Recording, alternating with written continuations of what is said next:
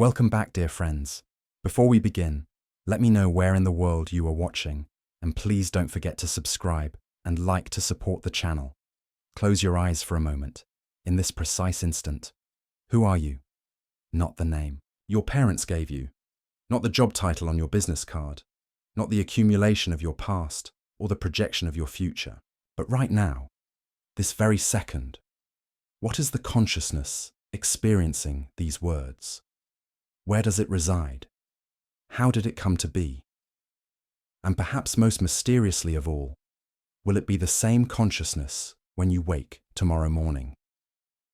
This question, deceptively simple yet infinitely complex, haunted one man so deeply that his answer would reshape the foundations of civilization itself. His name was John Locke, and tonight, as you settle into the quietness of approaching sleep, we will walk together through the cathedral of thought he constructed, stone by philosophical stone, until we discover something extraordinary. We will find that the questions he asked about consciousness, about identity, about freedom and knowledge, are not merely academic puzzles gathering dust in forgotten books. They are the very questions that pulse beneath every moment of your waking life, and perhaps, as we shall see, even your sleeping one. Picture England in the year 1632. A world balanced on a knife's edge between the old certainties and a dawning age that would question everything. In a small village called Rington in Somerset, a child enters the world who will grow to challenge not just the political order of kingdoms, but the understanding of what it means to be human. This child, John Locke, would become many things in his lifetime. A physician who studied the workings of the human body, a political revolutionary whose ideas were so dangerous he would be forced to flee his homeland, living under an assumed name in foreign exile, an advisor to the powerful who helped shape the course of governments, and above all, a philosopher who asked questions so fundamental that we are still, more than 3 centuries after his death, attempting to answer them. But here is what makes tonight's journey so remarkable. Locke's great insights did not emerge from pure abstraction or ivory tower speculation. They grew from careful observation, from watching patients as a physician, and noting how the mind emerged from the fog of fever, from experiencing firsthand the tyranny of absolute power, and wondering what made any government legitimate, from studying his own consciousness as it woke each morning and asking what connected yesterday's self to today's, from noticing how children learned and questioning whether we truly arrive in this world with knowledge already inscribed upon our souls. The world into which John Locke was born believed it knew the answers to fundamental questions with absolute certainty. The king ruled by divine right, ordained by God himself, and to question this was to question the very architecture of creation. Knowledge was something innate, planted in the soul before birth, waiting only to be remembered. Your station in life, whether peasant or prince, was determined by providence and immutable law. The structure of reality itself seemed fixed, hierarchical, and ultimately beyond human power to alter. And yet, something was stirring. The year before Locke's birth, Galileo had faced the Inquisition for suggesting the Earth moved around the sun. When Locke was a boy, England descended into a brutal civil war that would see a king beheaded and the entire social order thrown into chaos. His father, a country lawyer, fought in the parliamentary army against royal absolutism. Young John grew up in a house where the divine right of kings was not an unquestionable truth, but a dangerous lie. He witnessed firsthand how certainty could become tyranny, how unquestioned authority could lead to bloodshed in the streets. These experiences planted seeds in fertile soil. As Locke pursued his education at Oxford, studying first philosophy and then medicine, he encountered the emerging scientific method. He befriended the great chemist Robert Boyle, who taught him to trust observation over ancient texts. He studied the human body with Thomas Sydenham, learning to watch patients carefully rather than impose theoretical systems upon them. He absorbed the revolutionary mathematics of Isaac Newton, who would become a close friend, and slowly, a radical idea began to crystallize in his mind. What if everything we had been taught about human nature was fundamentally wrong? What if we did not arrive in this world with our knowledge, our identities, our social roles already determined? What if the mind at birth was not a repository of innate truths, but something else entirely? Something that would make the structure of society, the legitimacy of government, the very nature of the self, far more fluid and far more interesting than anyone had imagined. This idea was not merely philosophically novel. It was politically explosive. Because if Locke was right, if human beings were not born with predetermined natures and divinely ordained stations, then the entire edifice of absolute monarchy, inherited privilege, and rigid social hierarchy rested on nothing more substantial than old habits and brute force. Kings did not rule because God made them superior beings. Nobles were not naturally fitted to command peasants. Knowledge was not the exclusive province of the learned elite who claimed to possess truths ordinary people could never grasp. The implications were breathtaking and terrifying, and they would eventually force Locke into exile. Suspected of treason, living under the constant threat of assassination, his books published anonymously lest they trace back to him. But tonight, as you rest, we are safe to explore these dangerous ideas together. We can follow Locke's reasoning wherever it leads, watching as a new understanding of human consciousness, identity, and freedom emerges from his careful observations and bold conclusions. So let us begin where Locke himself began, with a question so fundamental that everything else would flow from its answer, a question about the origin of ideas, the nature of knowledge, and the contents of the human mind. But I must warn you gently. Once you truly understand Locke's answer, once you see what he saw, you may never look at yourself or the world around you quite the same way again. The familiar will become strange, the certain will become questionable, and the self you thought you knew so intimately will reveal itself as something far more mysterious and magnificent than you ever imagined. The question, put simply, is this: when you think a thought, where did that thought come from? In Locke's time, the prevailing answer seemed obvious to learned scholars. Knowledge, they insisted, was innate. The human mind contained certain fundamental truths from birth, placed there either by God or by the essential nature of the rational soul itself. Principles like the law of non-contradiction, the axioms of mathematics, the existence of God, basic moral truths about right and wrong, all of these were supposedly stamped upon the mind before we ever opened our eyes to behold the world. This doctrine of innate ideas had ancient roots. Plato had taught that learning was really remembering, that the soul possessed knowledge from before its embodiment, and that education merely awakened these dormant truths. The medieval scholastics had integrated this with Christian theology, and in Locke's own century, the great French philosopher René Descartes had argued that certain clear and distinct ideas, the cogito itself, the existence of God, the principles of geometry, were known with absolute certainty precisely because they were innate to rational minds. It was an elegant theory. It explained how we could have knowledge that seemed universal, transcending the accidents of individual experience. It grounded morality in something deeper than mere convention, and it supported a hierarchical view of society. Some souls possess these innate truths more clearly than others, the philosopher more than the peasant, the civilized European more than the savage, the man more than the woman. But John Locke, watching carefully, observing newborn infants, studying people of different cultures, examining his own consciousness, with merciless honesty, became convinced this elegant theory was entirely wrong. Consider a newborn child, he suggested. Observe this tiny being with clear eyes, without preconception. Do you see a mind stocked with innate knowledge? Do you see a creature contemplating the law of non-contradiction or the existence of God? Or do you see something else entirely? A mind that seems almost perfectly receptive, open, unformed, responding to sensations, beginning to organize the raw data of experience into something coherent, but starting, it would appear, from nothing. Locke pressed the point. If there truly were innate ideas, propositions that all minds possessed from birth, then we should find universal agreement on these principles. But where is this agreement? Travel the world, he observed, and you will find tremendous diversity in beliefs about God, about morality, about the fundamental nature of reality. Some peoples worship one God, others many, still others none at all. Moral codes vary dramatically. Even seemingly obvious logical principles are not grasped by children or those without education. The defenders of innate ideas had a response.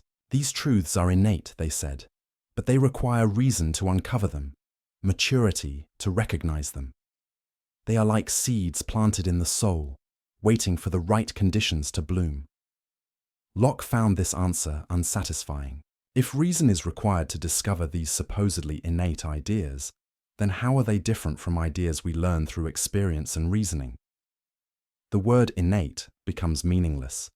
It is like saying hunger is innate, even though a person feels no hunger. Saying the mind possesses knowledge that it does not actually know is a contradiction in terms. And then Locke posed a question that cuts to the heart of the matter. If the soul has innate ideas that it acquired before embodiment, or that are simply part of its essence, why do these ideas never appear in consciousness in their pure original form? Why, when we sleep, do we not dream of these pristine innate truths? Why does the soul, in its supposed retreat during sleep, never light upon these ideas it possessed before experience touched it? Instead, even our most abstract thoughts, even our strangest dreams seem to be recombinations of things we have encountered in waking life. The tang of the cask, as Locke beautifully put it, marks even our most sublime conceptions. So if knowledge is not innate, where does it come from? Locke's answer was revolutionary in its simplicity and profound in its implications.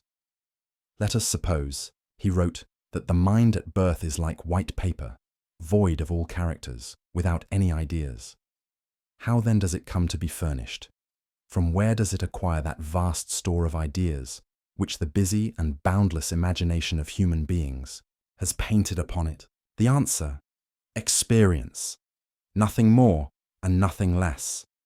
Every idea that ever passed through a human mind, every thought you have ever entertained, every concept you grasp, every fleeting image and every abstract principle, all of it, ultimately, traces back to experience. The mind is not like a container filled before birth with treasures. It is like a blank slate, a tabula rasa, as later interpreters would call it, though Locke himself used the metaphor of white paper or an empty cabinet. But what did Locke mean by experience? Here his answer becomes rich and nuanced, revealing the careful observer behind the bold theory. Experience, he explained, comes to us through two channels, two fountains that supply all the materials of knowledge. The first is sensation. This is the most obvious channel. Through our five senses, seeing, hearing, touching, tasting, smelling, the external world impresses itself upon consciousness. A shaft of sunlight falling across a room, the sound of rain on a window, the taste of honey, the scent of roses, the warmth of another person's hand. These are simple ideas, the basic building blocks of thought, delivered directly by the senses. They are particular, immediate, undeniable. The redness of this rose, the coldness of that ice, the brightness of yonder star.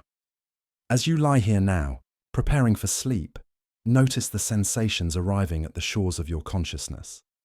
Perhaps the softness of your pillow against your cheek, the weight of blankets upon your body, the quality of light or darkness in the room. These simple sensory impressions are, according to Locke, the foundational elements from which all your knowledge of the external world is constructed.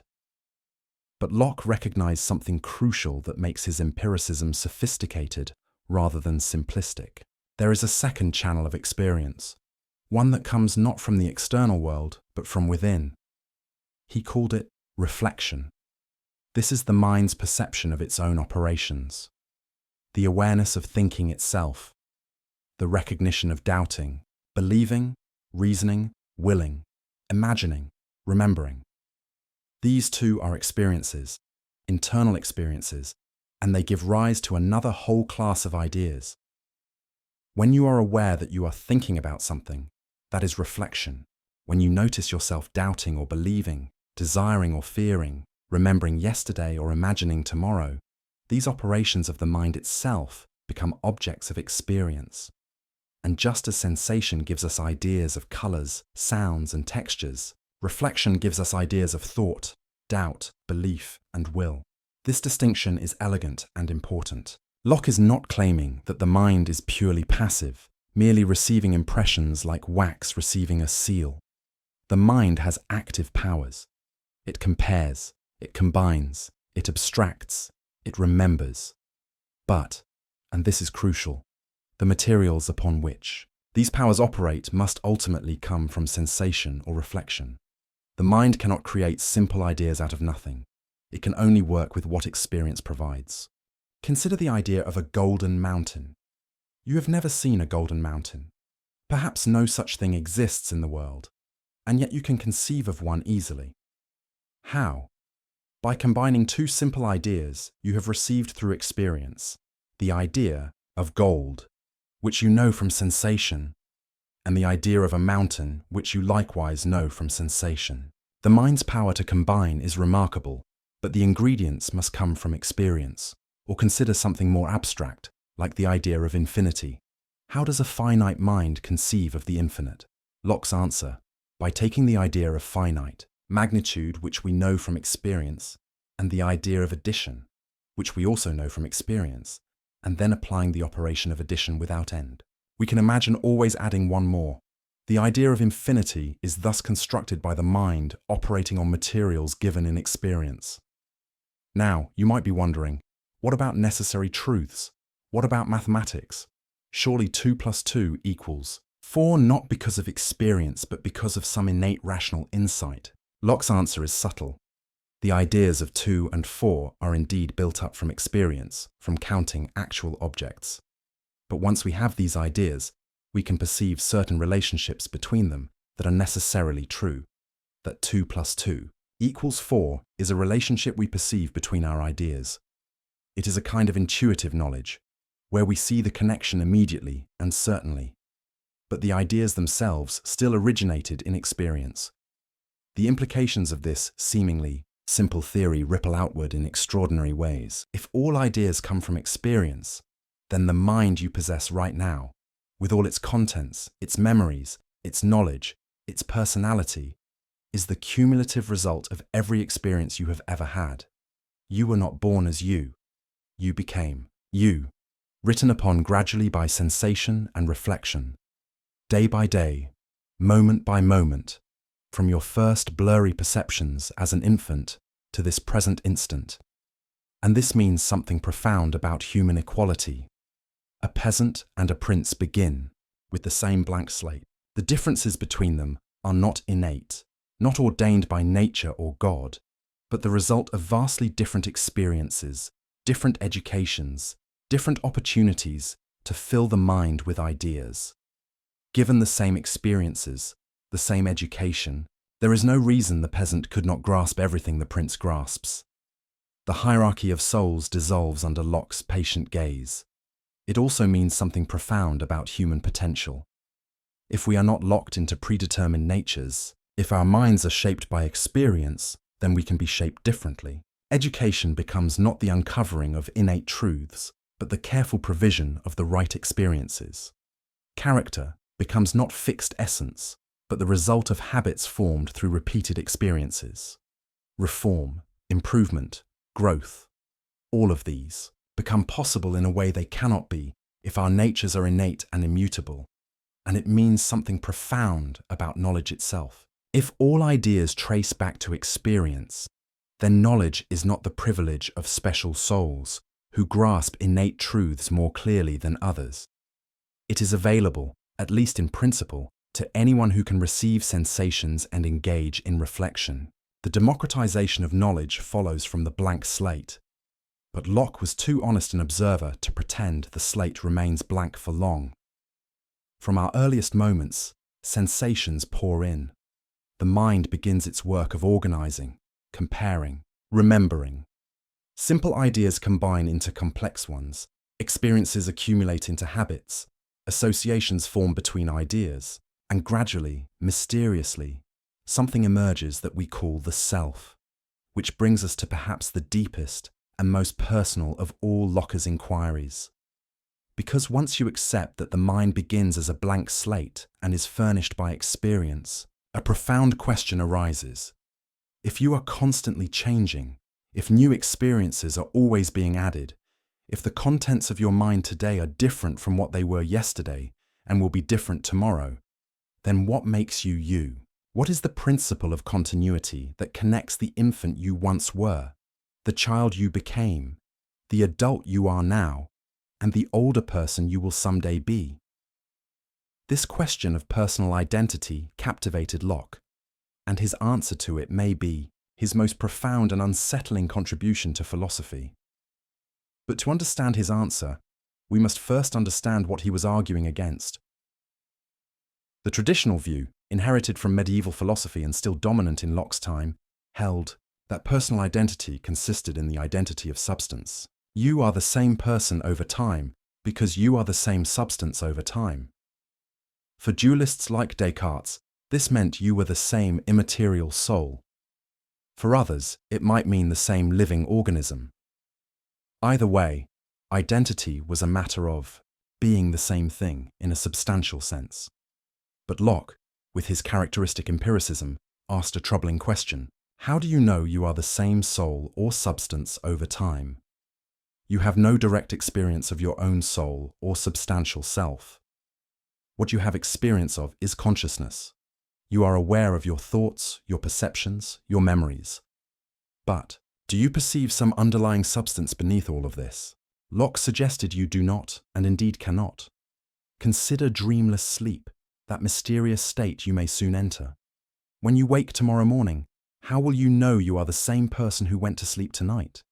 Not because you perceive the same substance, whatever that would mean, but because you will remember going to sleep.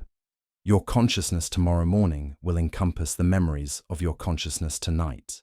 This continuity of consciousness, Locke suggested, is what constitutes personal identity. He defined a person as a thinking, intelligent being that has reason and reflection and can consider itself as itself, the same thinking thing, in different times and places.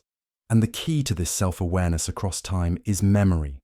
Consciousness, he wrote, as far as it extends, makes the same person. To illustrate this radical idea, Locke proposed thought experiments that still provoke discussion 3 centuries later. Imagine, he suggested, that the soul of a prince, carrying all its memories and consciousness, were to enter the body of a cobbler, a humble shoemaker. Everyone looking at this person would see the cobbler's body. But suppose this body now contained all the memories, all the consciousness of the prince. Who would this person be? The prince or the cobbler? By the substance view, this person would be the cobbler, same body, perhaps same biological organism. But Locke insisted this person would actually be the prince, because personal identity follows consciousness, not substance. Wherever the prince's consciousness goes, there the prince is, regardless of what substance houses that consciousness. Now flip it around. Suppose the cobbler's soul entered the prince's body. Everyone at court would bow to the prince's body.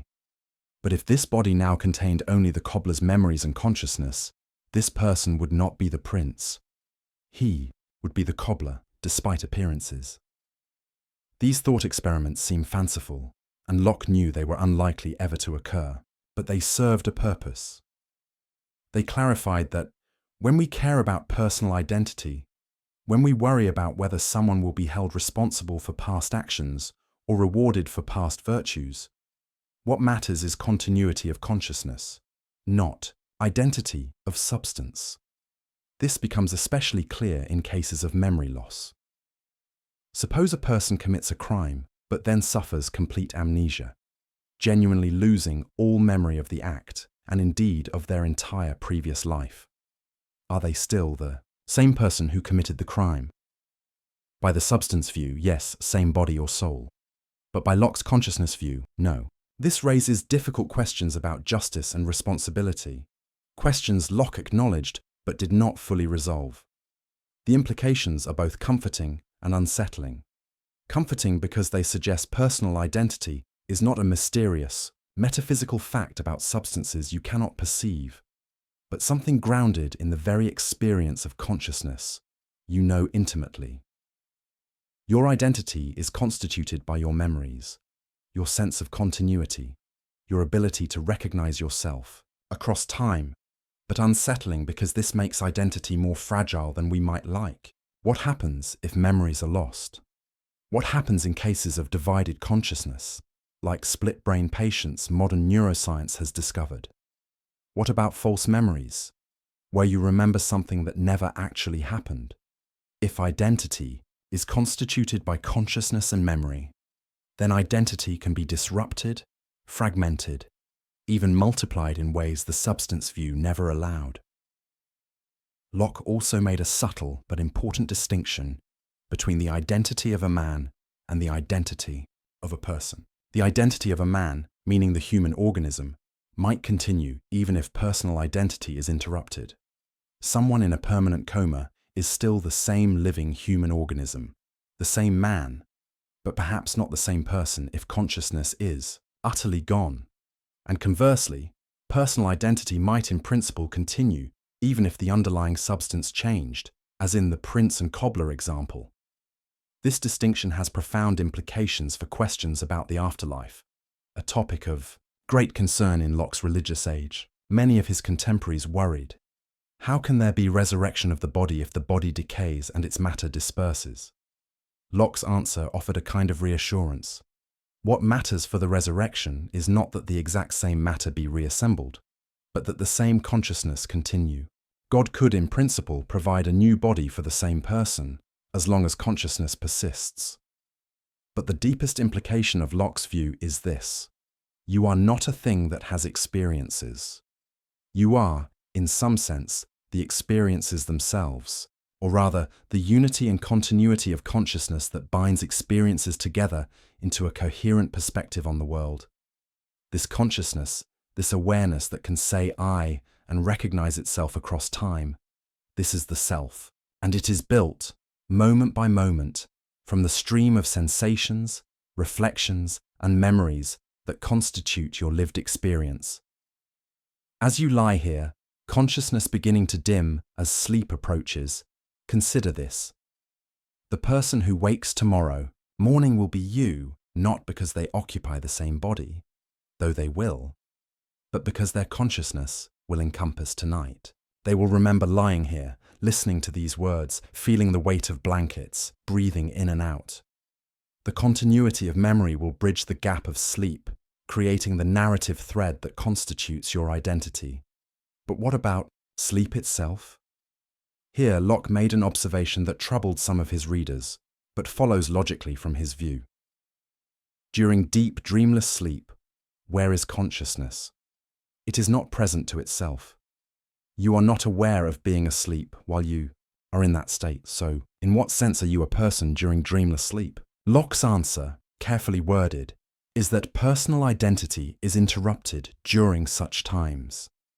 The sleeping person is the same man, the same human organism, but perhaps not in the fullest sense, the same person, since consciousness has ceased. This might seem troubling, but there is something rather beautiful about it. It means that sleep is a kind of small death, a genuine discontinuity in personal existence. And waking is a kind of resurrection, a renewal of the self. Every morning, consciousness returns, memory bridges the gap, and you become yourself again. The self is not a permanent, substantial thing, but an ongoing achievement, a continuity created by consciousness rather than a metaphysical given. And this brings us to Locke's political philosophy, because the same empiricist approach, the same careful observation of human nature, the same willingness to question received wisdom, led him to revolutionary conclusions about the legitimate basis of government, the nature of rights, and the proper relationship between individuals and authority. If Locke's epistemology erased the boundary between noble and common minds, his political philosophy erased the boundary between divine right and mere force. To understand the radical nature of Locke's political thought, we must first understand what he was arguing against. The political orthodoxy of his time, the view that legitimized absolute monarchy and made questioning royal authority tantamount to blasphemy, was the doctrine of the divine right of kings.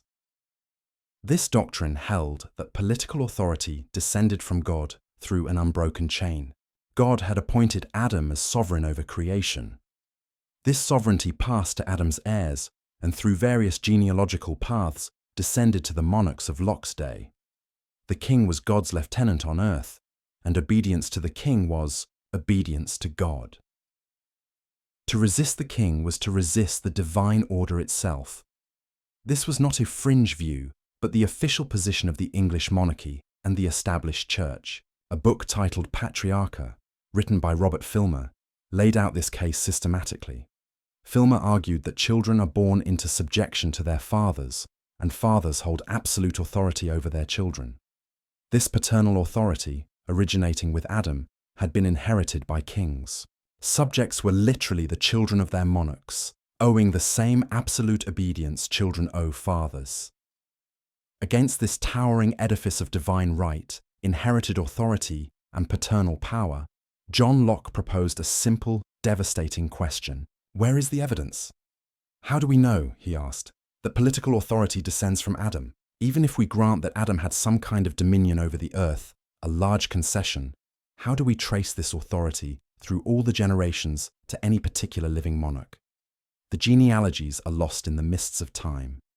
Multiple claimants could assert descent from Adam. The whole system collapses into arbitrary assertion backed by nothing more than force. But Locke did not stop with this historical argument. He made a more fundamental point.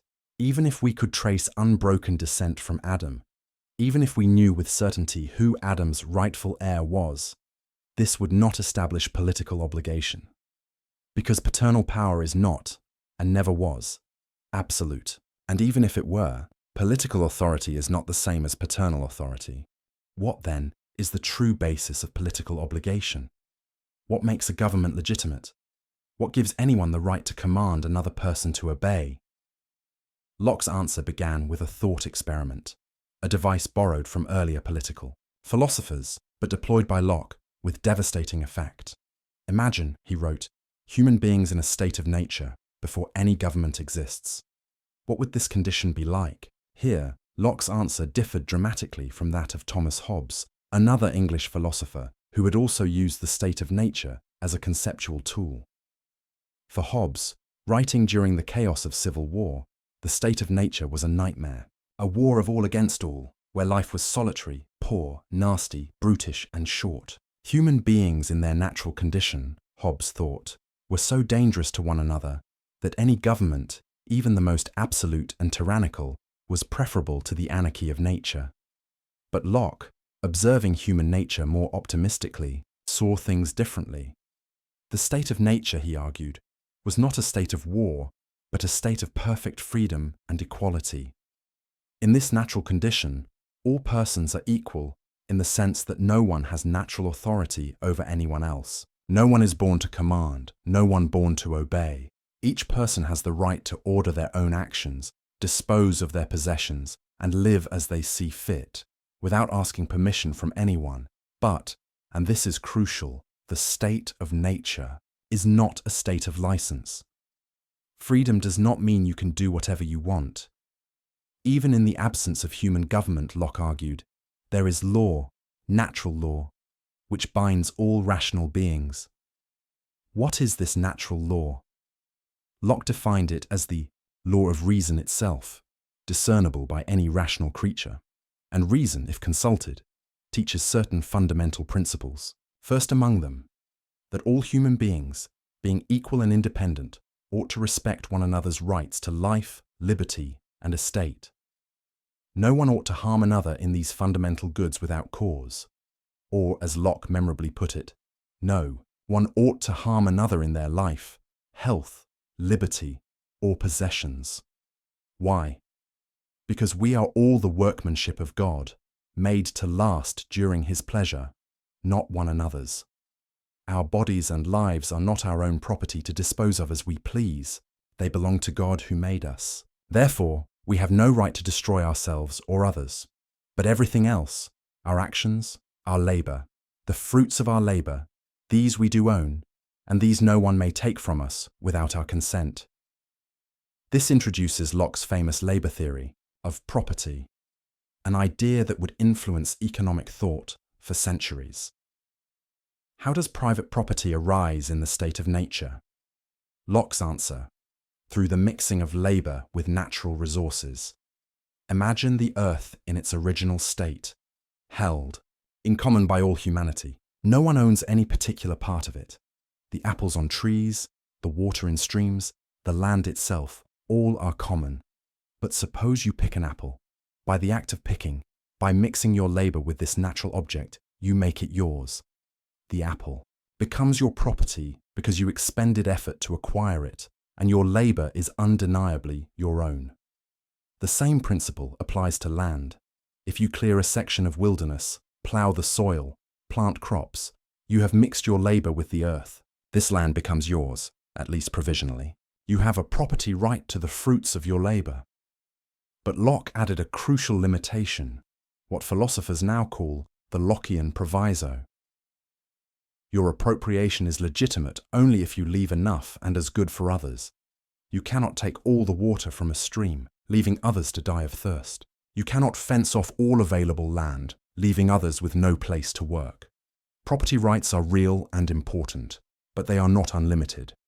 They exist within the constraint that others must also have the opportunity to sustain themselves. This theory of property had implications both radical and conservative. Radical because it suggested that property rights come not from social convention or royal grant, but from the natural right to the fruits of one's labor.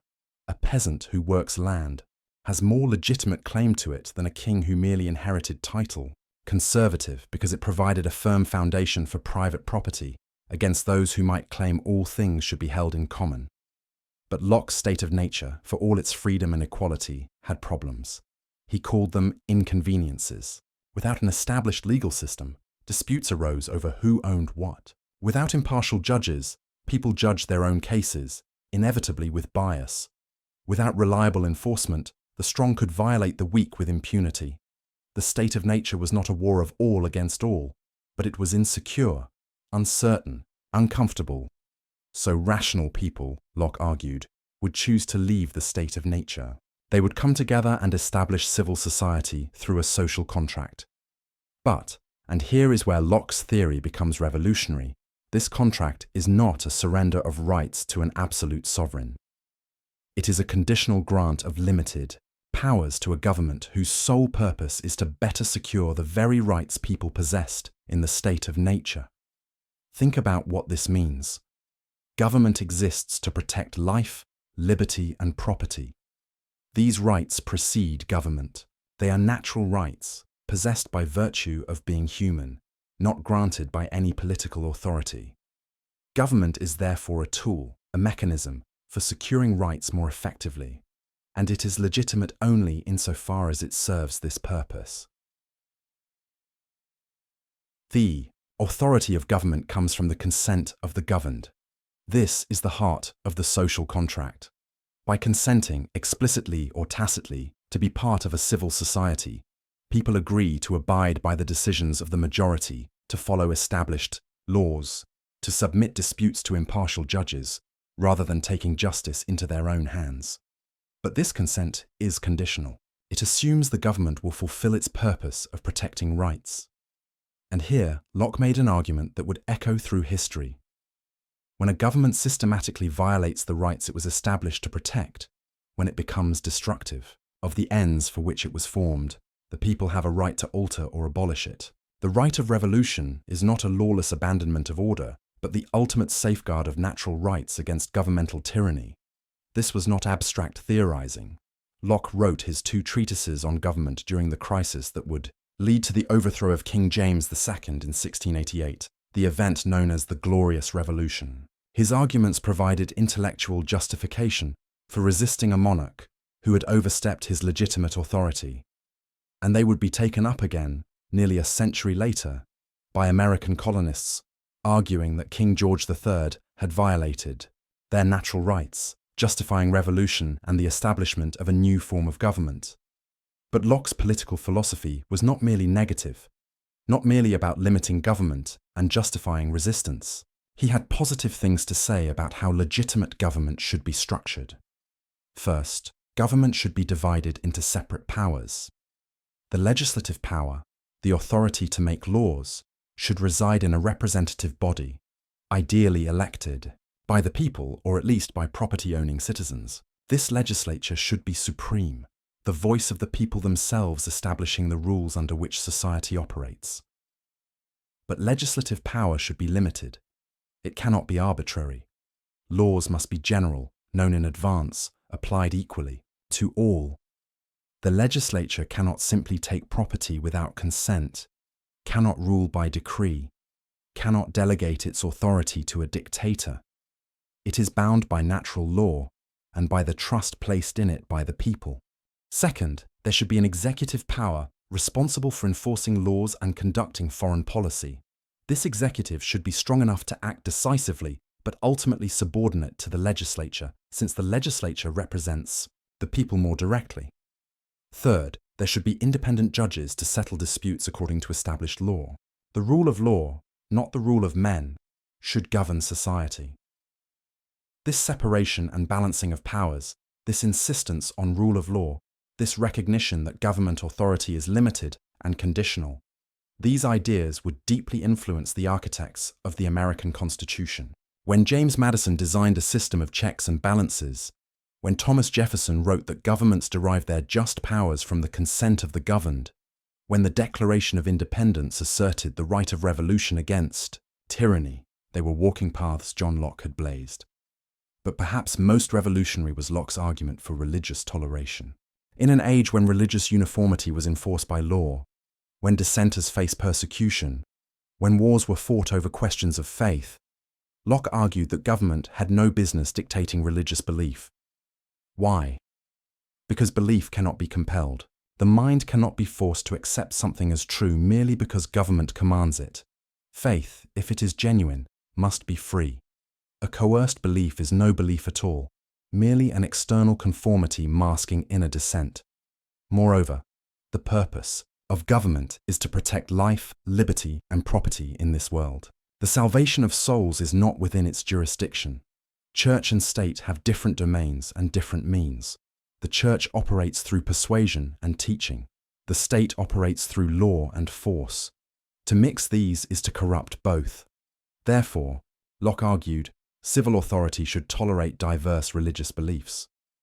Let Catholics and Protestants, Anglicans and dissenters, Christians and Jews all worship according to their conscience, so long as they do not threaten civil peace. The state should enforce laws against theft and murder, not laws against heresy. Locke's toleration had limits.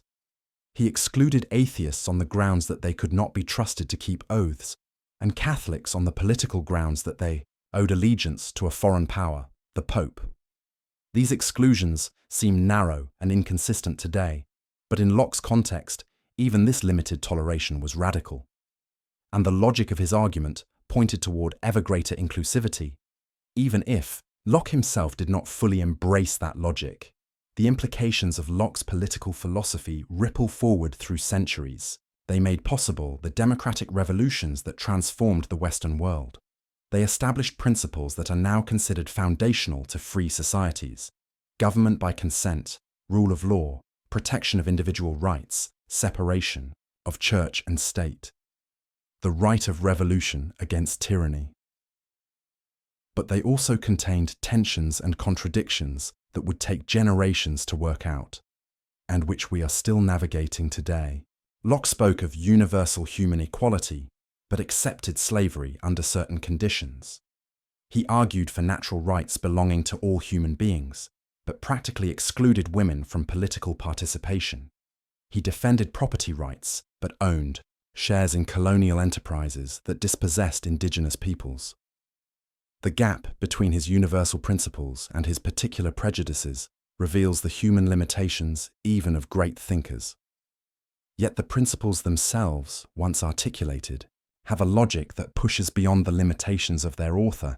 If all human beings possess natural rights to life, liberty, and property by virtue of being human, then this must include enslaved Africans, indigenous Americans, women, the poor, everyone. Later thinkers would deploy Lockean arguments to expand the circle of rights, to challenge slavery, to demand women's suffrage, to fight for civil rights. The architecture Locke built could house more than he perhaps intended. Now, let us return to Locke's epistemology, his theory of knowledge, because there is more depth here than we have yet explored. For Locke was not content simply to say all knowledge comes from experience. He wanted to understand the nature of knowledge itself, its limits and possibilities, with careful precision. Locke distinguished between different kinds of ideas based on their relationship to the world. Some ideas, he argued, genuinely resemble qualities in objects themselves. Others are merely the mind's response to certain physical configurations, not resembling anything in the external world. He called the first kind primary qualities. These include solidity, extension, figure, motion, and number. A ball is genuinely round, genuinely in motion, genuinely possesses a certain size and mass. These qualities belong to the object itself and would exist even if no mind perceived them. But then there are secondary qualities: color, taste, smell, sound, warmth. These, Locke argued, do not really exist in objects themselves in the way they appear to us. Color is not in the rose, but is the effect the rose's physical structure has on our visual system. Sweetness is not in the honey, but is the sensation honey produces in our taste organs. The warmth you feel is not in the fire itself, which is merely rapidly moving particles, but is the effect of those particles on your nervous system. This distinction might seem technical, but it has profound implications. It means the world as it exists independently of perception is quite different from the world as we experience it. The universe of pure physics, Locke suggested, is colorless, soundless, odorless, a realm of particles in motion with various sizes, shapes, and speeds. All the richness of sensory experience, the redness of red, the sweetness of sweet, the warmth of warmth, these are contributions of the perceiving mind. Does this make secondary qualities less real? Not exactly. They are real experiences, real qualities of our perceptual states. But they do not resemble anything in the external world in the way primary qualities do. And this means that our experience, while caused by the external world, is not a perfect mirror of it. This leads to a sobering recognition of the limits of human knowledge. We can know that external objects exist and affect us. We can know their primary qualities through careful observation and measurement. But our access to the ultimate nature of things, to the real essences of substances, is severely limited. Locke distinguished between nominal essences and real essences. The nominal essence of something is the set of observable properties by which we classify it. The nominal essence of gold, for example, might be yellowish metal, heavy, malleable, doesn't rust. These are the properties we use to identify gold and distinguish it from other substances. But the real essence of gold, its ultimate constitution, the internal structure that explains why it has these observable properties, this we do not know. We can study gold carefully, measure its properties precisely, even uncover some aspects of its internal structure with advanced instruments. But Locke believed there would always be a gap between our classificatory schemes and the true essences of things. This epistemological humility was characteristic of Locke. He insisted that we acknowledge the limits of human understanding rather than pretending to certainty we do not possess, and he suggested we should be content with the degree of knowledge we can attain, which, while imperfect, is sufficient for the practical purposes of human life. Locke distinguished 3 degrees of knowledge, ranked by their certainty. The highest is intuitive knowledge, where we perceive the agreement or disagreement between ideas immediately, without need for proof, that you exist, that a circle is not a square, that 3 is more than 2.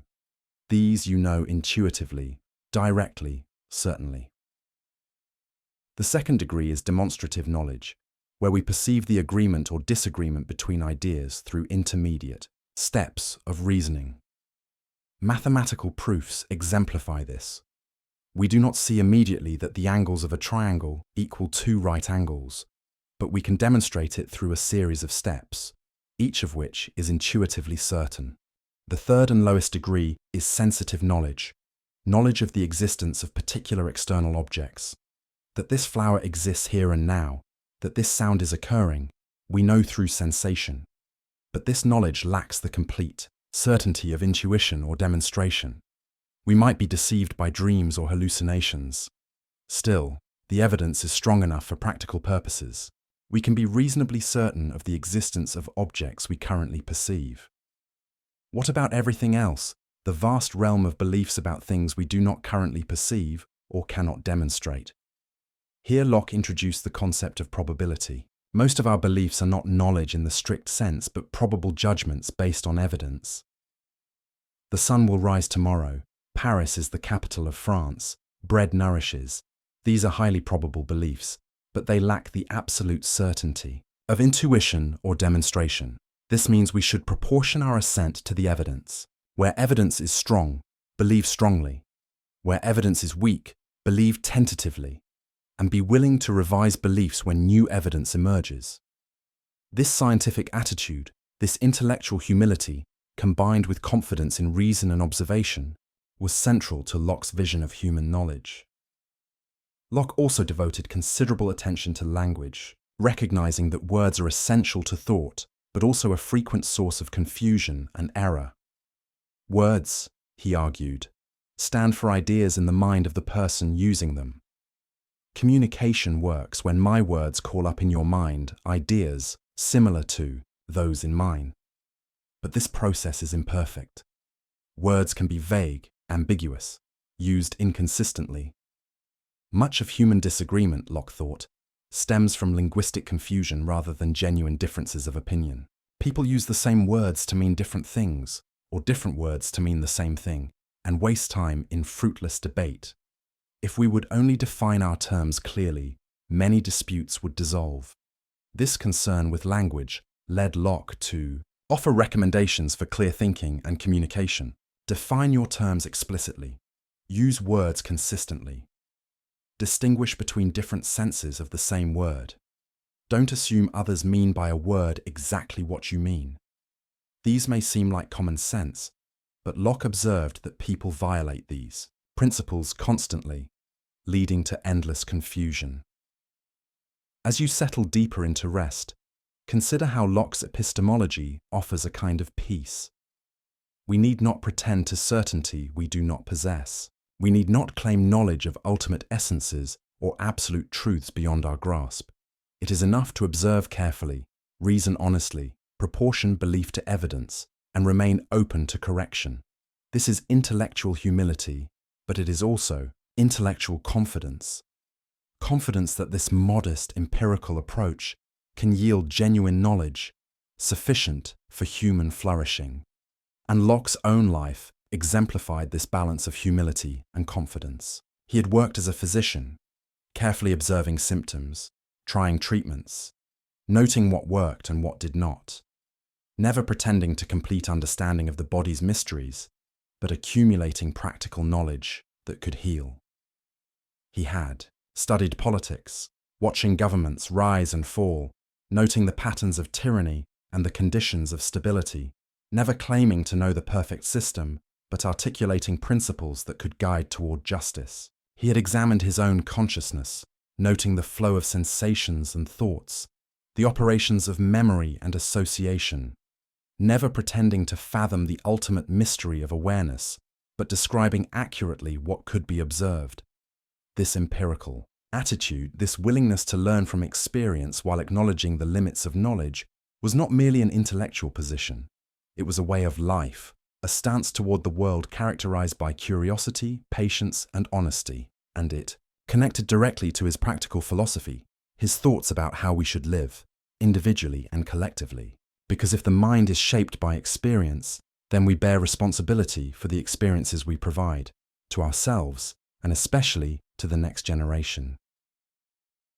Locke wrote extensively about education, and his recommendations flow naturally from his epistemological principles. If the mind at birth is a blank slate, then education is literally everything. The child becomes what the child experiences. This is an awesome responsibility for parents and teachers. But Locke's educational philosophy was surprisingly humane and progressive for his time. He opposed the harsh physical discipline common in schools, arguing that beating children teaches them only fear and resentment. He recommended gentle guidance, the formation of good habits through positive example, the cultivation of reason rather than mere obedience. Play is important, he argued, because children learn through activity. Curiosity should be encouraged, not stifled.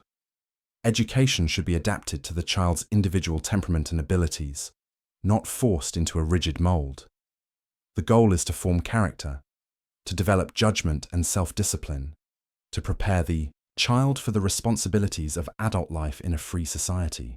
Locke also emphasized physical education and health. A sound mind in a sound body, he believed. Children should spend time outdoors, should develop physical skills and stamina, should learn to endure some discomfort without complaint. But this toughening should be balanced with genuine care and affection, and education should be practical as well as theoretical. Learn useful skills. Study the world around you. Don't just memorize ancient texts. Observe nature directly. This emphasis on practical, experiential learning would influence educational reformers for centuries. Locke's economic thought also reflected his broader philosophical commitments. He was an advocate of what we might call economic liberalism, though that term would come later. He believed in the right to private property, as we have seen, grounded in the labor theory of value. He defended commercial activity and criticized those who viewed trade as morally suspect. But he also recognized that economic systems could be just or unjust. Property rights were important, but not absolute. The Lockean proviso, enough and as good left for others, imposed moral constraints on appropriation, and government had legitimate roles in the economy, providing infrastructure, coining money, enforcing contracts, preventing fraud. Locke served for several years on the Board of Trade in England, advising the government on economic policy.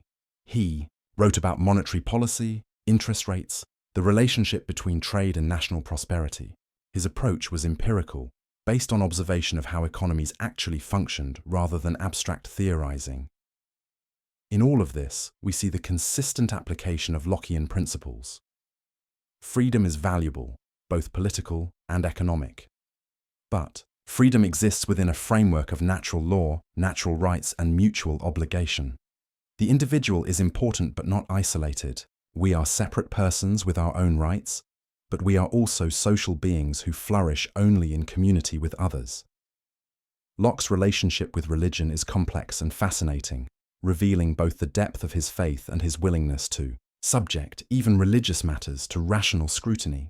He lived in an age when religious questions were literally matters of life and death, when people were executed for heresy, when nations went to war over theological disputes. Yet Locke sought a middle path between religious fanaticism and irreligious skepticism.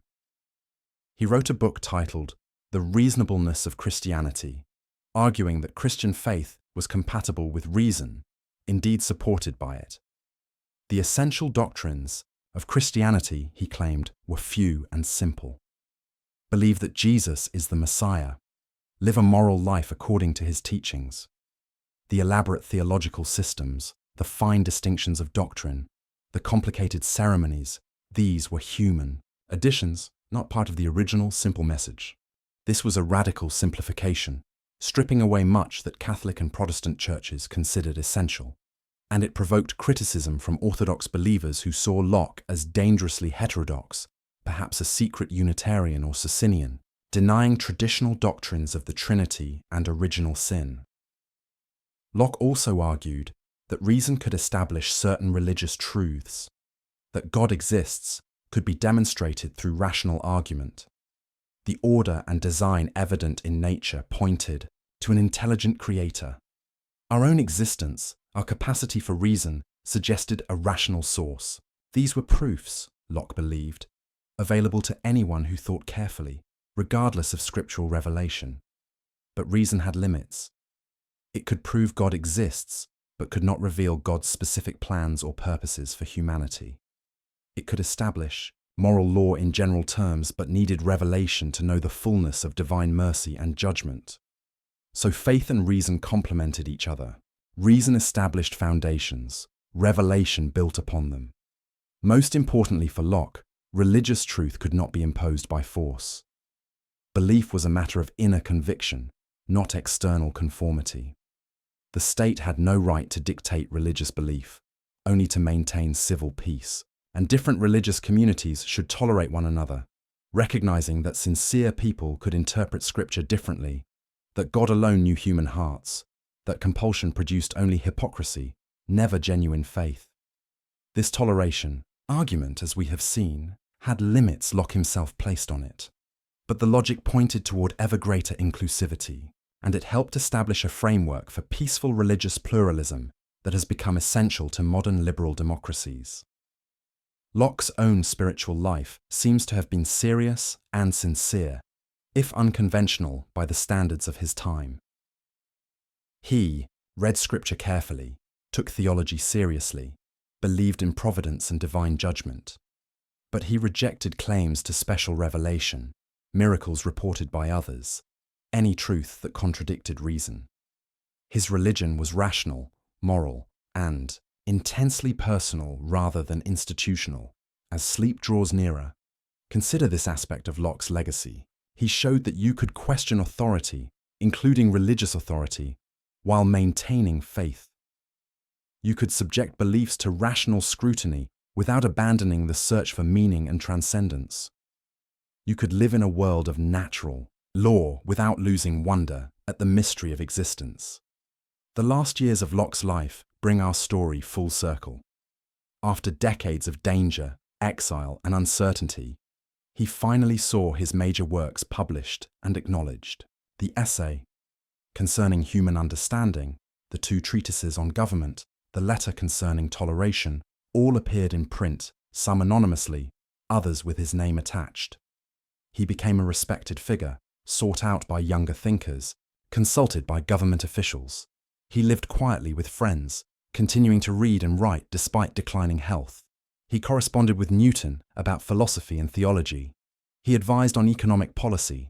He watched as the political principles he had defended became reality in England's constitutional monarchy. But he never sought fame or power for themselves. His goal had always been truth, understanding, the careful examination of human nature and human institutions in hopes of making life better, freer, more reasonable. He had risked everything for these ideals, and he had lived to see them gain a foothold in the world. When Locke died in 1704, at the age of 72, he left behind a body of work that would shape the modern world. But he also left questions, tensions, incompleteness. His philosophy was not a finished system, but a beginning, an opening of pathways that others would walk. And they came, those others, building on Locke's foundations, criticizing his assumptions, developing his insights, pushing his principles to conclusions he had not reached. The Irish philosopher George Berkeley, a generation younger, accepted Locke's empiricism, but pushed it toward idealism. If we only know our ideas, never things themselves, perhaps only ideas exist. Matter itself might be a fiction. All that exists is minds and the ideas they perceive. This was not what Locke intended, but it showed the power and the danger of the empiricist approach. Push it far enough, and you might end up doubting the external world entirely. David Hume, the great Scottish skeptic, took Locke's empiricism even further. He questioned whether we could know anything about substance, about causation, about the self. All we ever encounter, Hume argued, are impressions and ideas. We never experience substance, only bundles of qualities. We never experience causal necessity, only constant conjunction. We never experience a unified self, only a stream of perceptions. Locke had been too conservative, too willing to assume things beyond experience. These critiques revealed both the fertility and the fragility of Locke's philosophy. The blank slate, the empiricism, the focus on experience, all of this was enormously influential. But it raised questions Locke had not fully answered. If all knowledge comes from experience, what guarantees the uniformity of nature? What justifies induction? What gives us knowledge of the external world? What holds the self together as a unity rather than a mere succession of disconnected experiences? Immanuel Kant, the great German philosopher, would attempt a synthesis, accepting the empiricist insight that knowledge begins with experience, while arguing that the mind brings certain structures to experience, organizing it according to innate categories and forms of intuition. Kant claimed to be reconciling empiricism and rationalism, though neither camp was entirely satisfied. In the political realm, Locke's influence was more straightforward and more profound. The American founding fathers absorbed Lockean principles through their pores. Jefferson called Locke one of the three greatest men who ever lived. The Declaration of Independence echoes Locke's language and arguments. The Constitution implements Lockean principles of limited government, separation of powers, protection of rights. The French revolutionaries also invoked Lockean ideas, though with less success at implementation. The Declaration of the Rights of Man and Citizen proclaimed natural rights, popular sovereignty, equality before law, all Lockean themes. Throughout the 19th and 20th centuries, movements for democracy, civil rights, decolonization all drew on Lockean arguments. The language of natural rights, human rights, inalienable rights, all stems from the tradition Locke helped establish. But Locke's legacy also includes darker elements. His labor theory of property was used to justify colonial dispossession of indigenous peoples. If they had not mixed their labor with the land in ways European observers recognized, then perhaps the land was still in a state of nature, available for appropriation. This was a perversion of Locke's proviso about leaving enough and as good, but it shows how philosophical arguments can be weaponized. Similarly, Locke's acceptance of slavery under certain conditions, his investment in the slave trade, his failure to extend his principles fully to women and non-Europeans, all reveal the gap between universal principles and particular prejudices. Modern readers approaching Locke face a challenge. We must take seriously both the liberating power of his best insights and the limitations of his worst blind spots. We can honor the principles of natural rights and human equality while recognizing that Locke himself applied these principles incompletely. The architecture he built can house more than he intended if we are willing to finish the construction. In epistemology, Locke's influence continues in psychology, cognitive science, and educational theory. The idea that the mind is shaped by experience, that nature and nurture both matter, that learning happens through engagement with the environment, all reflect Lockean insights, even if modern understanding is more nuanced than the blank slate. Metaphor suggests, we now know that human infants are not quite blank slates. They have innate capacities, predispositions, even some core knowledge. Language acquisition, for instance, seems to depend on innate structures. Moral intuitions appear very early, but experience still plays an enormous role in shaping these capacities, filling them with specific content, developing them in particular directions. The debate between nativism and empiricism continues, but in a more sophisticated form than Locke could have anticipated. In political philosophy, Lockean liberalism remains a powerful tradition, though contested from multiple directions. Some argue it is too individualistic, neglecting community and solidarity. Others say it is not individualistic enough, that Locke's acceptance of majority rule threatens minority rights. Feminists point out its historical exclusion of women. Marxists criticize its defense of private property.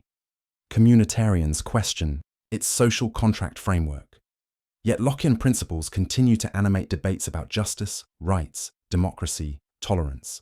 When we argue about the proper role of government, the limits of state power, the protection of individual liberty, the legitimacy of revolution, We are arguing within a framework Locke helped create. Perhaps most enduringly, Locke gave us a way of thinking about ourselves that combines empirical honesty with respect for human dignity. We are not finished products, not fixed essences, not predetermined by nature or fate.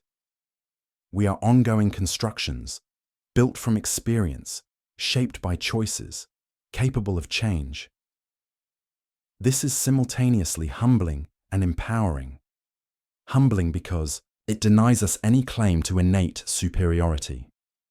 Empowering because it suggests we can become better than we are.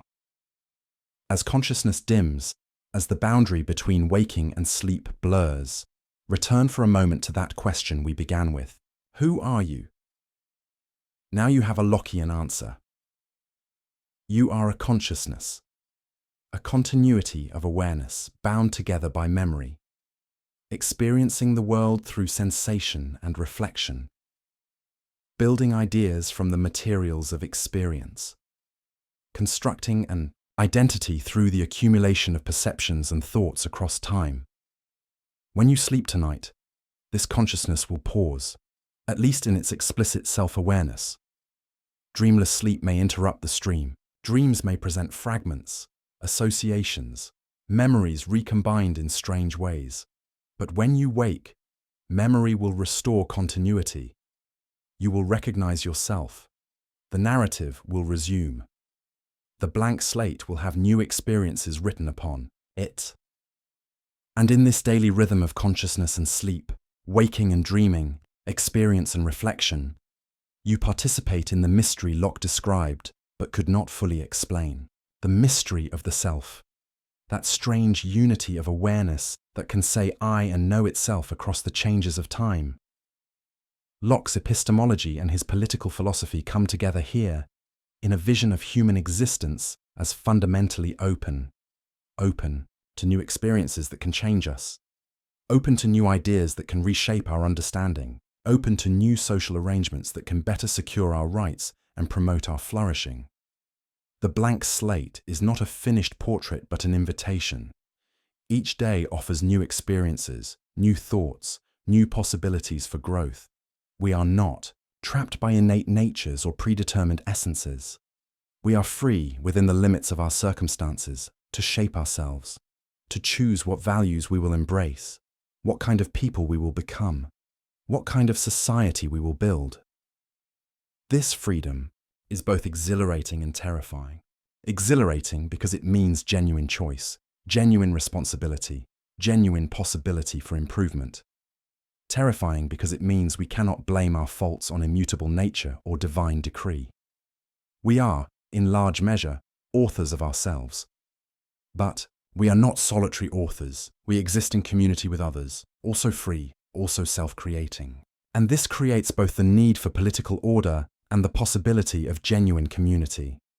The social contract is not merely a limitation on freedom, but an expression of it, a mutual recognition of rights, a cooperative effort to build conditions in which all can flourish. Locke understood that humans are neither pure angels nor mere beasts. We are rational creatures capable of recognizing moral law, yet also passionate creatures capable of selfishness and cruelty. We are independent beings, with our own rights, yet also social beings who need others to survive and thrive. The challenge is to create institutions that channel our better nature while checking our worse impulses. This requires education, forming character and habits from childhood. It requires law, establishing clear rules and impartial enforcement. It requires culture, shared values and expectations that shape behavior beyond what law can reach. It requires vigilance, constant attention to whether institutions are serving their proper purposes or drifting toward tyranny. And it requires humility, recognition that we do not have all the answers, that our understanding is partial, that we must be willing to learn from experience and revise our beliefs when evidence demands it. This intellectual humility, this openness to revision, is perhaps Locke's most valuable legacy. In an age of dogmatism, he insisted on questioning. An age of absolute claims, he acknowledged limits. In an age of violent certainty, he counseled tolerance. Not because all beliefs are equally true. Locke was no relativist, but because we are fallible, our knowledge is imperfect, and the path to truth requires freedom to inquire, to debate, to test ideas against experience. As you drift now toward sleep, carry with you this Lockean wisdom.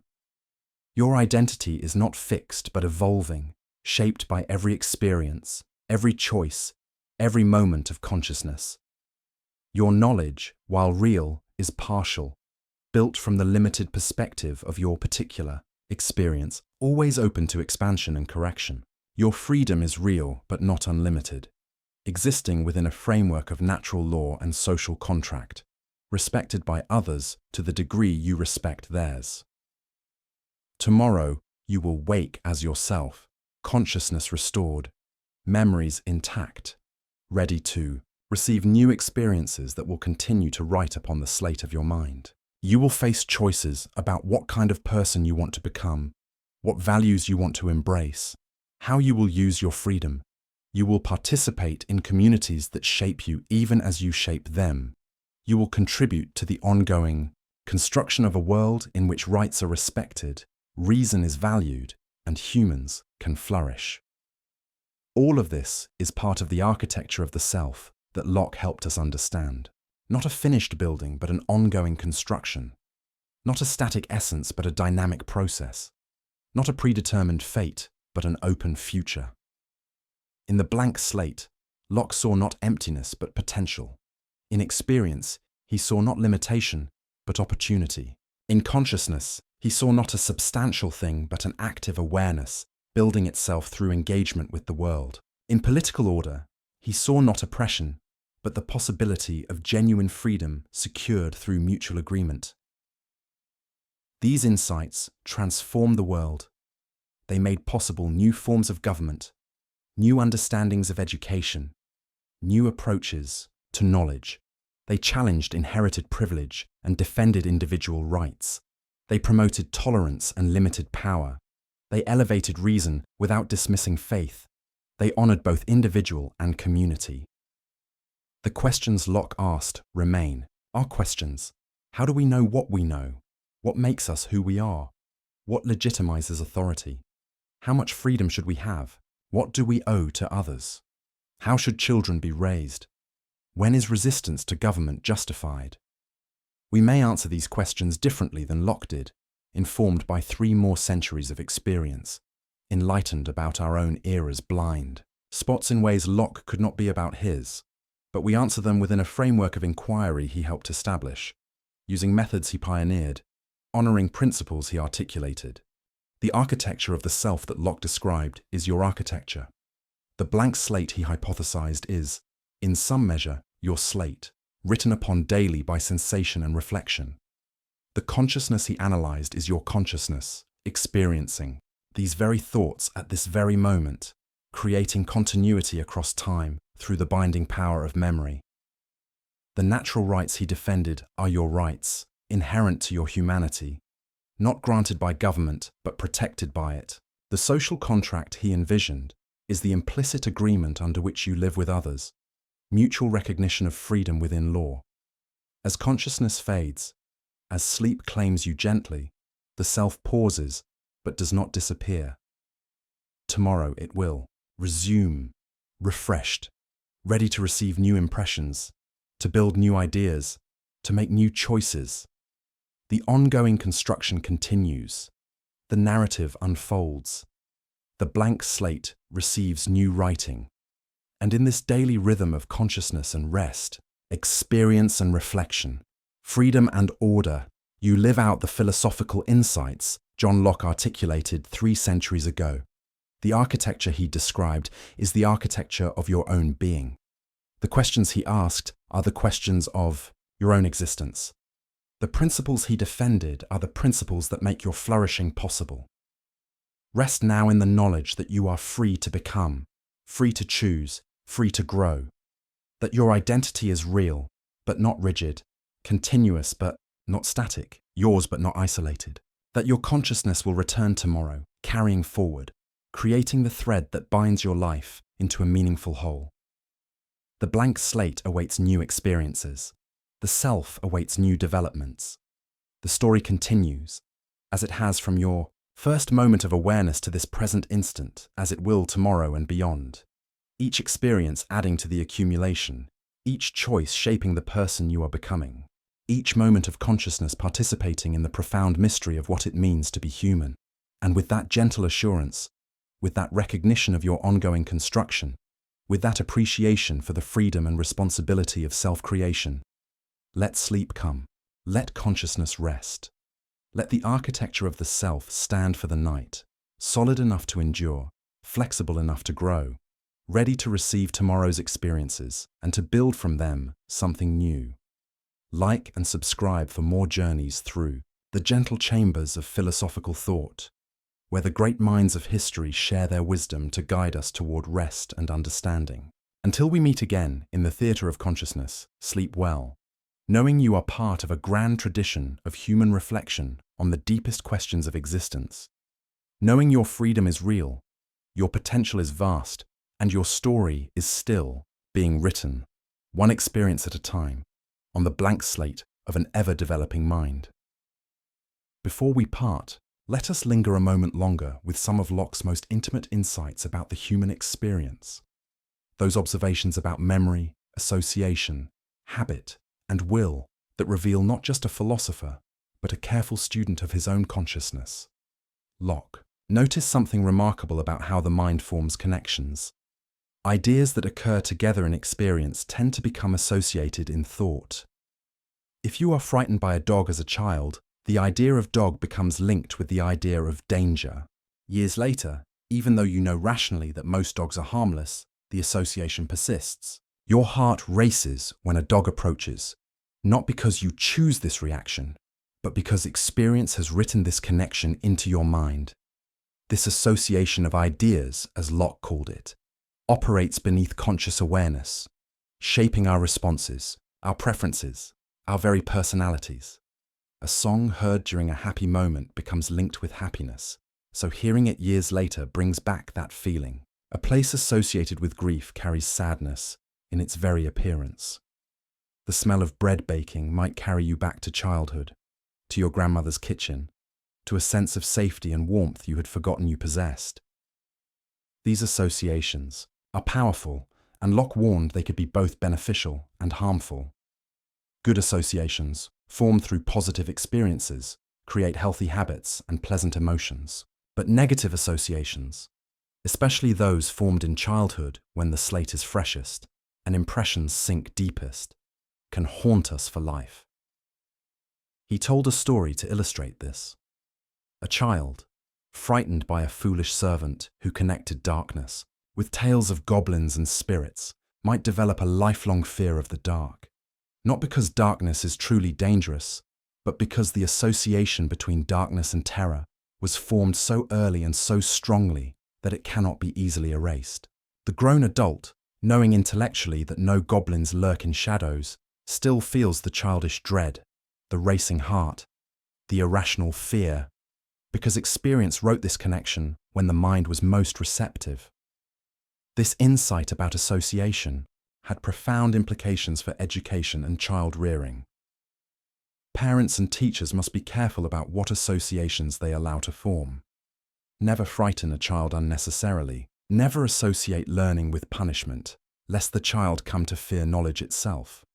Never link religion with harshness, lest faith become associated with cruelty rather than love. Instead, create positive associations. Let learning be pleasurable. Let virtue be rewarded. Let the child associate good behavior with parental approval, moral action with happiness, knowledge with power and freedom. These early associations, Locke emphasized, shape character more than any explicit instruction. Tell a child 1,000 times that learning is valuable, but if every encounter with books brings punishment for fidgeting or boredom from poor teaching, the child will associate books with unpleasantness. The association speaks louder than the lecture. This is why habit is so important in Locke's moral psychology. Habits are repeated associations, patterns written so deeply into the mind through repeated experience that they become nearly automatic. The virtuous person is not someone who constantly struggles against temptation through willpower alone. Rather, virtue becomes habitual, a pattern of association where right action feels natural, comfortable, even pleasurable. How do we form good habits? Through repeated practice, starting young.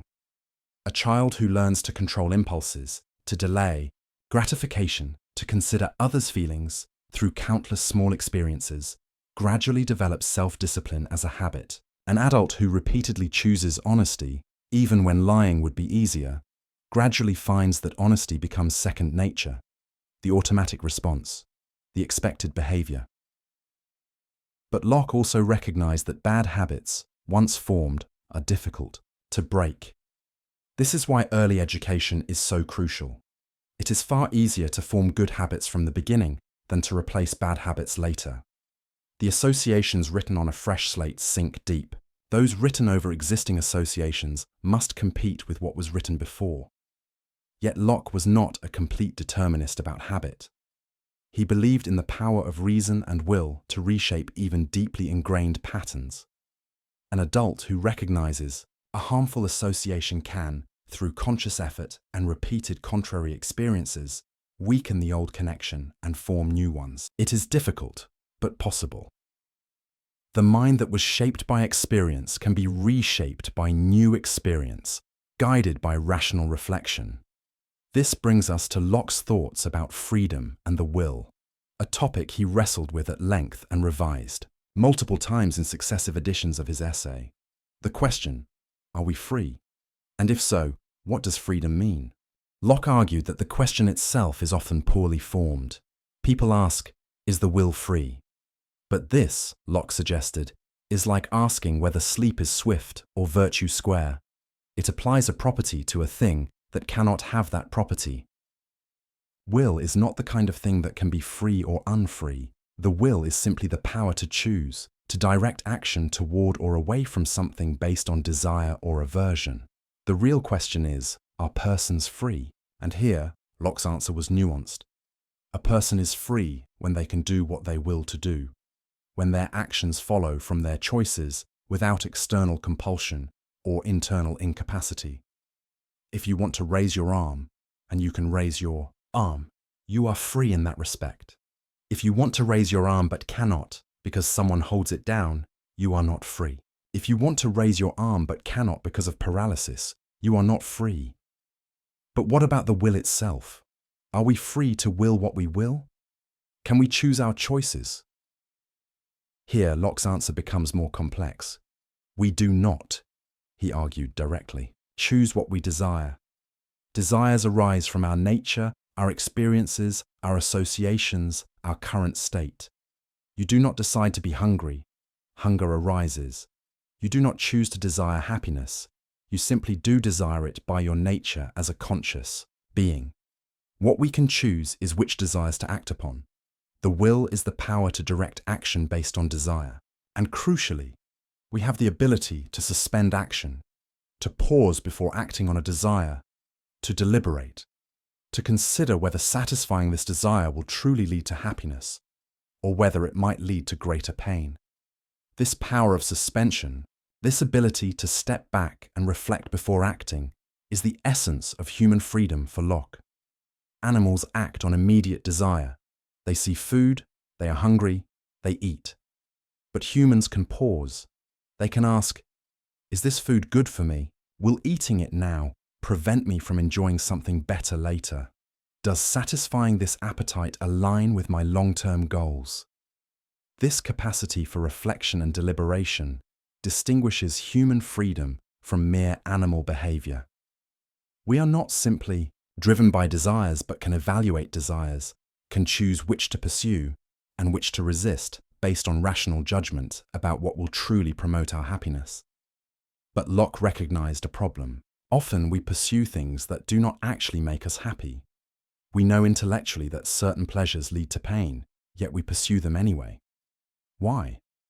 Locke's answer involved a careful analysis of how we perceive good and evil, pleasure and pain, present and future. Present goods appear large, vivid, pressing. Future goods appear small, distant, uncertain. A pleasure available now exerts more motivational force than a greater pleasure available tomorrow.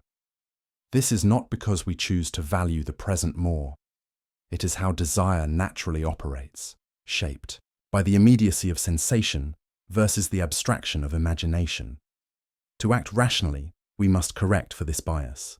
We must make future goods more vivid in imagination, must consider carefully the long-term consequences of present actions, must develop habits that resist immediate gratification in favor of lasting happiness. This requires education, practice, the formation of character through repeated choices that prioritize true good over apparent good.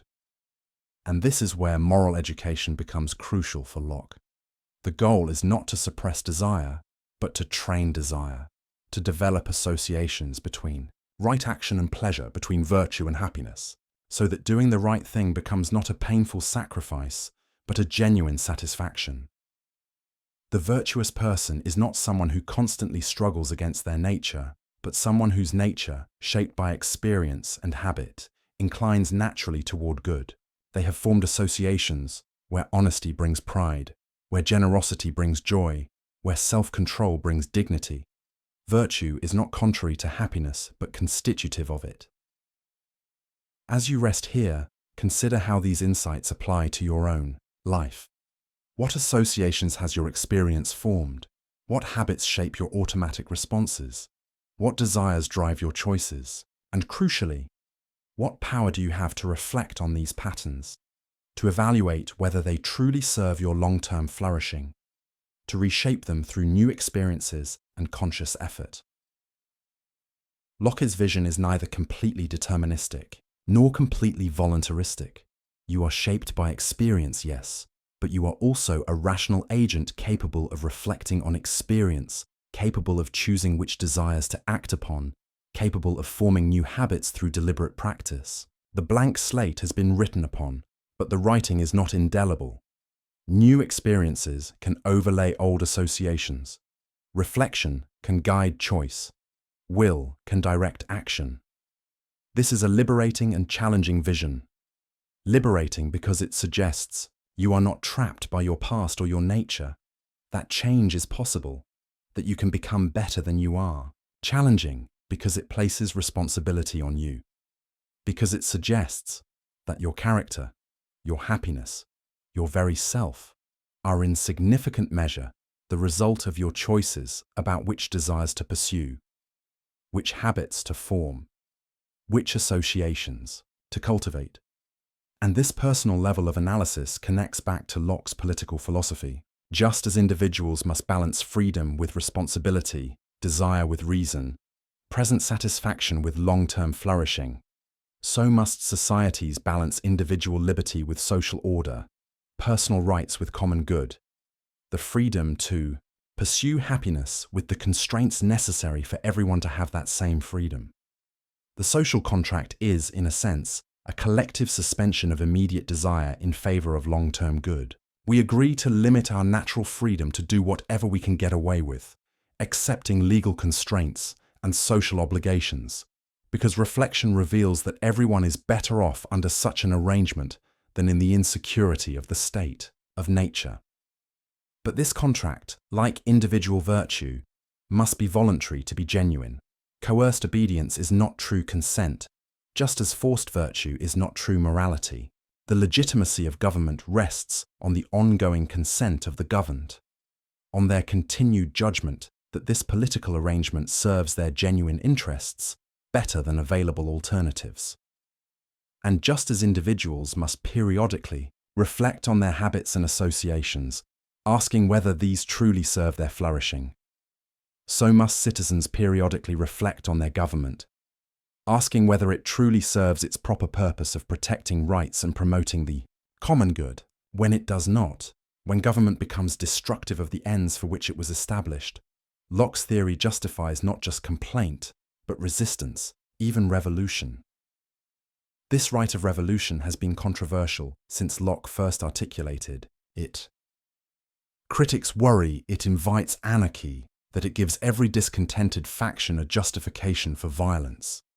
But Locke was not counselling revolution lightly or for trivial causes. He specified that revolution is justified only when there is a long train of abuses, a systematic pattern of rights violations, a clear demonstration that government has abandoned its proper purpose. And he noted that people are naturally conservative, reluctant to overturn established order. Revolution happens not because philosophers write books justifying it, but because governments provoke it through persistent tyranny. The real danger is not that people will rebel too readily, but that they will endure oppression too long, that their habits of obedience and their fear of change will keep them submissive, even when justice demands resistance. This tension between order and liberty, between stability and change, between tradition and reform, runs through all political life. Locke did not resolve it definitively, but he provided principles for navigating it. Respect for natural rights, consent of the governed, rule of law, separation of powers, tolerance of diversity, willingness to reform unjust institutions. These principles have been tested across centuries and found both powerful and imperfect. Powerful because they have inspired movements for freedom, enabled peaceful transfers of power, protected individuals from tyranny, created space for human flourishing. Imperfect because they have been applied selectively, invoked to justify as well as to oppose oppression, interpreted in contradictory ways. The work of building just societies, like the work of forming virtuous character, is never complete. New challenges arise, old solutions prove inadequate, principles must be reinterpreted. For changed circumstances, the blank slate of each new generation must be written upon with the accumulated wisdom of the past, while remaining open to the new insights of the present. Locke himself, despite his profound contributions, had blind spots we now see clearly. His acceptance of slavery, his limited toleration, his assumptions about property and gender, all reflect the prejudices of his time. Later generations have had to extend his principles beyond where he took them, to include those he excluded, to recognize rights he did not acknowledge, to build the more complete and consistent liberalism his own logic implied, but his own practice failed to achieve. This is not a failure of Locke's philosophy, but rather evidence of its power. The principles are strong enough to be turned against their author's own inconsistencies. The logic of natural rights, once unleashed, pushes toward ever greater inclusivity. The commitment to reason and experience demands ongoing refinement of theory in light of observation. The emphasis on consent requires listening to voices previously silenced. In this way, Locke's philosophy is alive, growing, developing, not a dead monument, but a living tradition. Each generation writes its own experiences on the collective slate, forming new associations, developing new habits, creating new institutions, always building on what came before, while also revising, correcting, expanding. And you, lying here, on the threshold of sleep, are part of this ongoing story. The experiences you have, the choices you make, the character you form, the society you help create, all of these contribute to the great human project of building a world where freedom and order, rights and responsibilities, individual flourishing and common good can coexist and reinforce each other. This is Locke's legacy, not a finished system but a method, not dogma but questions, not certainty but the humble confidence that reason and experience, carefully applied, can guide us toward truth and justice, even if we never reach perfect understanding or perfect society. As consciousness dims and sleep approaches, let these thoughts settle gently. You are a self in process, shaped by experience yet capable of reshaping yourself. You are free within limits, able to choose yet influenced by associations and habits. You are an individual with rights, yet also a member of communities with obligations. You are rational yet also passionate, capable of wisdom yet prone to error, finite yet oriented toward transcendent goods. This is the human condition, as Locke understood it, neither angel nor beast, but something between. A rational animal, a political creature, a self-creating consciousness, an embodied soul, a bearer of rights and responsibilities, a blank slate being written upon by experience, even as you use reason, to guide which experiences you seek and how you interpret them. In sleep, this active process pauses, consciousness retreats, explicit self-awareness fades, the will relaxes its direction of attention. But the underlying continuity persists. The memories remain, ready to be accessed when consciousness returns. The habits endure, ready to shape tomorrow's choices. The associations sleep in the depths of mind, ready to influence perception and emotion when you wake.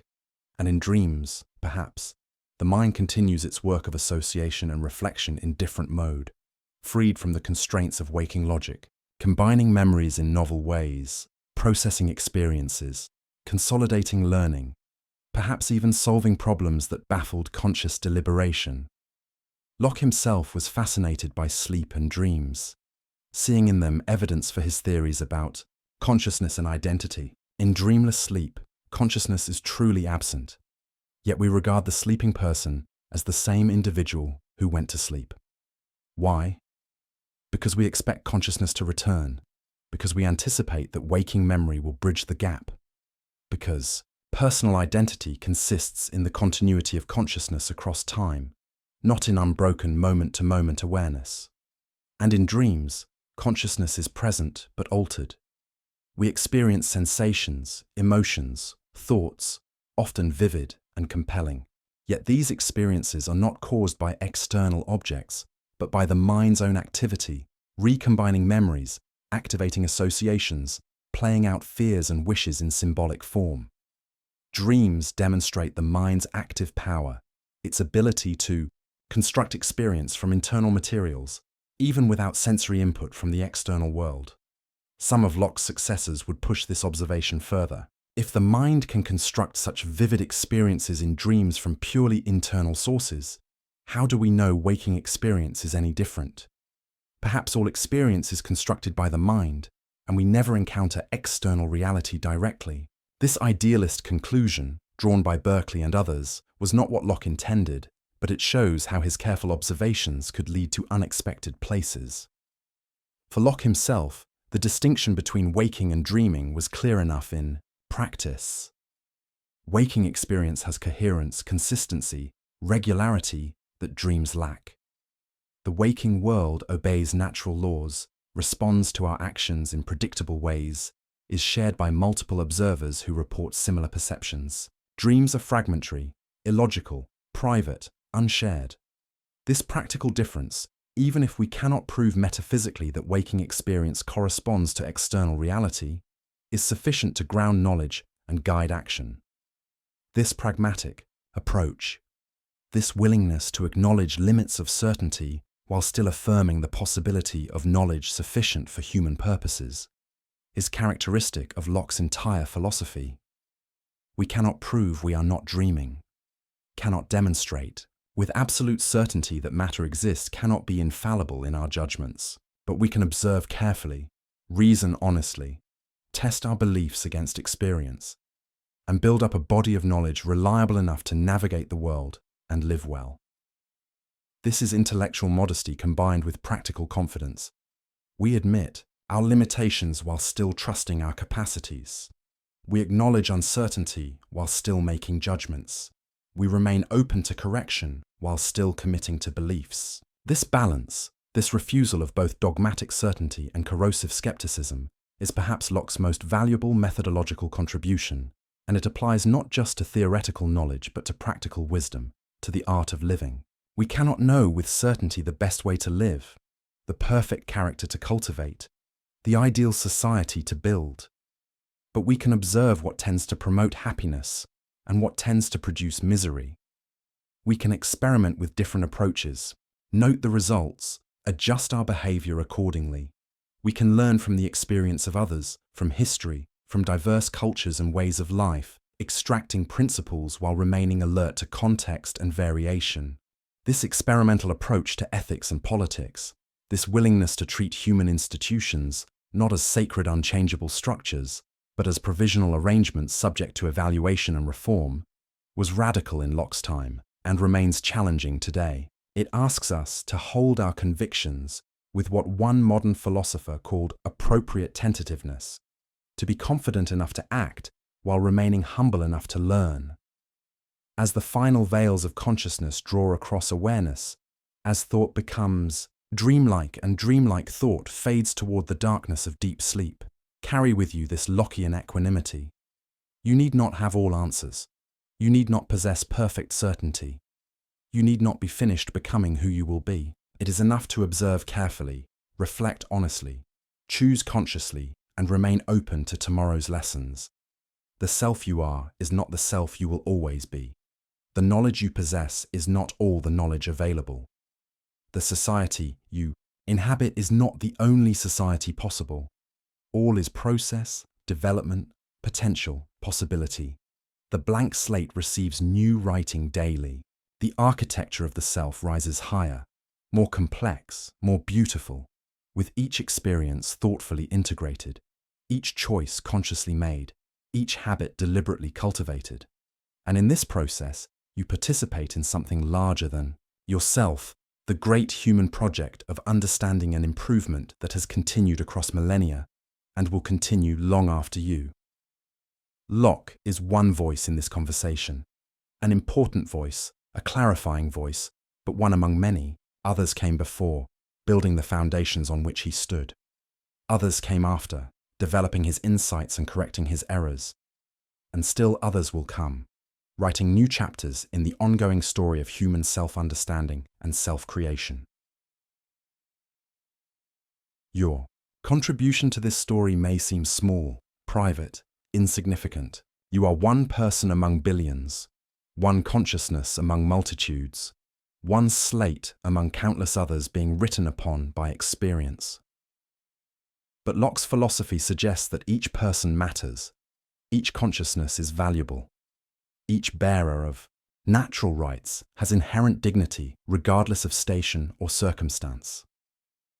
In the leveling egalitarianism of the blank slate, in the universal accessibility of reason and experience, in the shared possession of natural rights, Locke found grounds for human equality that did not depend on pretending we are all the same or all equally developed.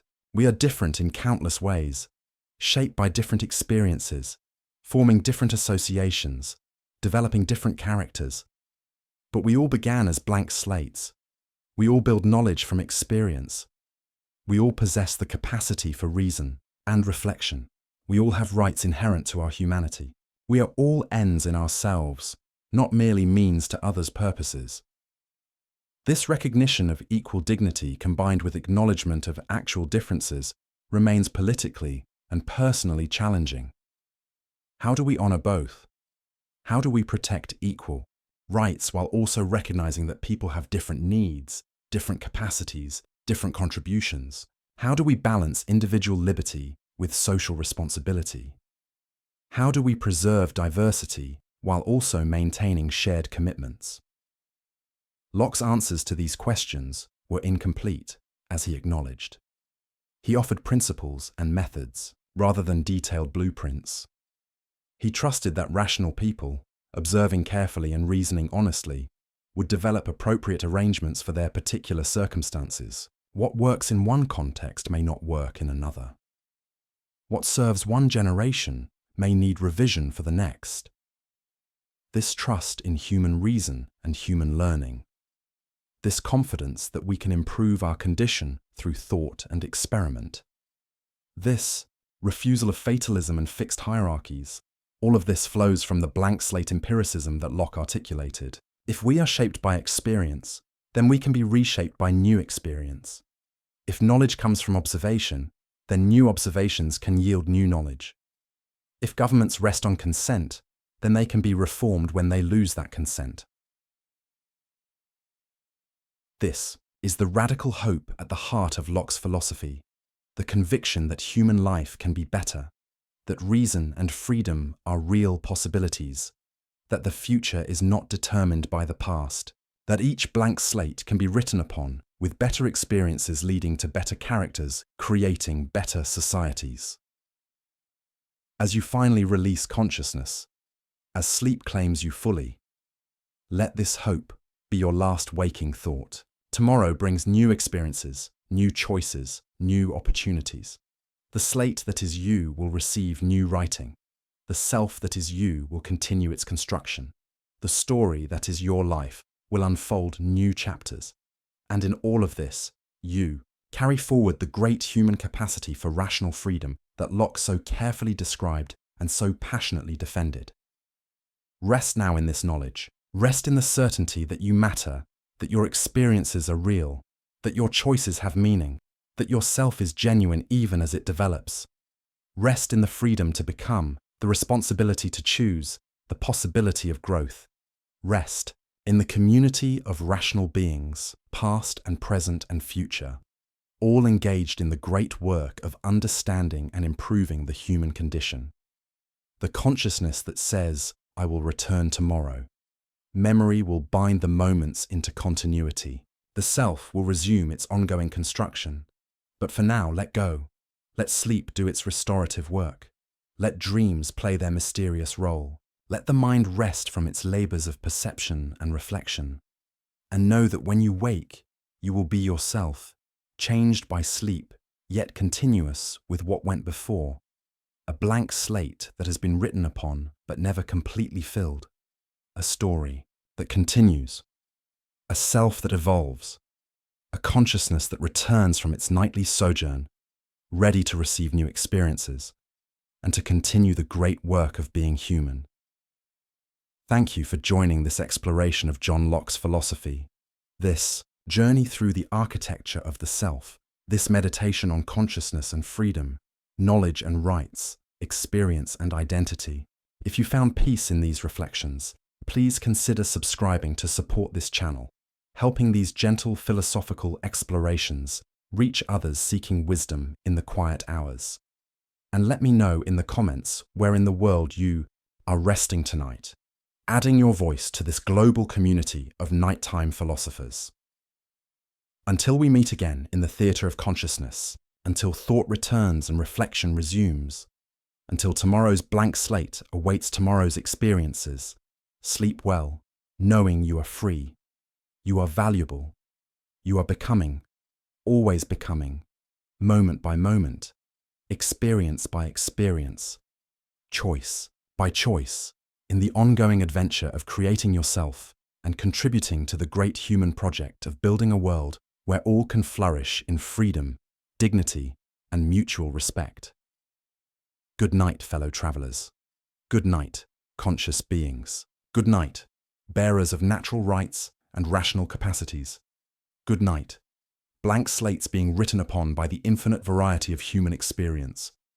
May your sleep be deep, your dreams be gentle, and your waking be a joyful return to the precious gift of consciousness that makes you uniquely and wonderfully you. Good night.